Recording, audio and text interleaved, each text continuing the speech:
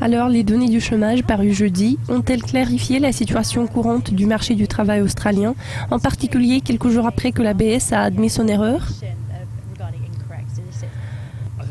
Je crois que le mot « clarifier » correspond bien au contexte donné. Nous comprenons tous ce qui se passait au cours des derniers 3 mois. Cependant, si on revient aux chiffres de février, nous verrons qu'on aurait pu s'attendre à des écarts. Ils ont changé leur méthodologie.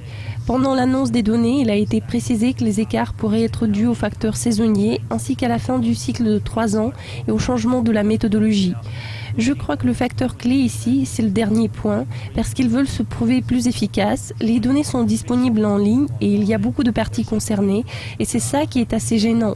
Ils ont essayé d'éliminer le facteur saisonnier en le rapprochant de la marque de 1 et ils ont donc assoupli la tendance, mais il faut s'attendre à une volatilité accrue, donc il n'est pas si clair si on peut en juger de l'image actuelle au niveau du chômage. Il est difficile de faire des prévisions quelconques. C'est un peu gênant, mais c'est tout ce qu'on a en ce moment.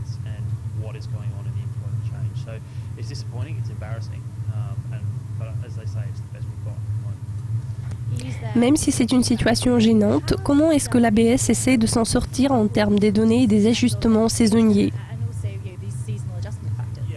C'est une question assez intéressante. Pour le moment, ils n'ont pas de réponse. Ils vont vous dire qu'ils ont une réponse. La question est, pourquoi pas faire les NFP américains, car nous pouvons le faire. La réponse, c'est le financement. C'est une drôle de réponse qui nous renvoie à leur méthodologie qui peut être la clé du problème. Ils essaient de contourner cette nuance à tout prix et de regagner la crédibilité. Le problème sur le marché, c'est l'impact de la volatilité sur le dollar australien. Du point de vue du marché, c'est pas parfait, c'est pas la bonne voie et il reste beaucoup de choses à faire. Je crois qu'on n'aura pas de réponse par rapport à ce qu'ils ont l'intention de faire en 2015 et notre tâche consiste à comprendre si le facteur saisonnier et le changement du cycle ont vraiment du poids. Mais ce genre d'impact aurait dû se former pendant 3 ans.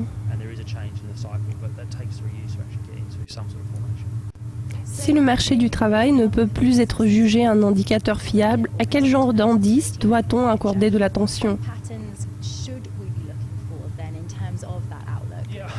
Si on parle des changements réels sur le marché du travail, ce n'est pas le taux de chômage qui va nous montrer l'image actuelle, mais plutôt la situation de l'emploi, donc le nombre d'offres d'emploi, le nombre de candidats, etc. Donc ce genre de chiffres qui parlent d'eux-mêmes.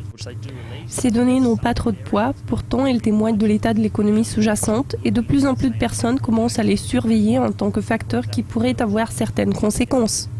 La plupart des gens suivent les changements au niveau de l'emploi et on suppose toujours que le moyen taux de chômage approximatif est plus ou moins correct.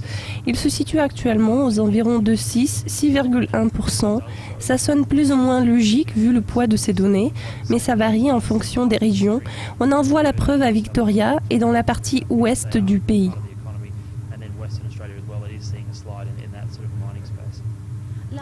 Que diriez-vous sur les commentaires du FMI sur ce que le taux de chômage australien pourrait s'avérer le deuxième pire résultat dans la région de l'Asie-Pacifique? Cela est probable car il regarde notamment le ralentissement enregistré dans le secteur manufacturier.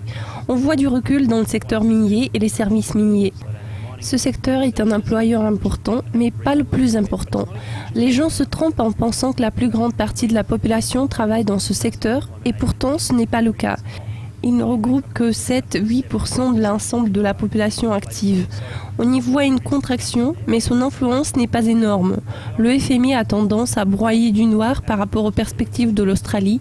On peut bien le comprendre car le pays est exposé au CEM et à l'influence de la Chine qui a reçu des prévisions très baissières elle aussi. Je n'en suis pas surpris. Au pire des cas, je prévois le taux de 6,1-6,4%. Pourtant, ce scénario n'est pas sûr de se réaliser.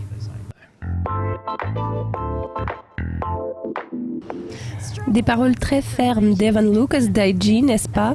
Pourtant, notre temps est écoulé. Restez à l'affût car nous avons plein d'interviews exclusives à vous présenter.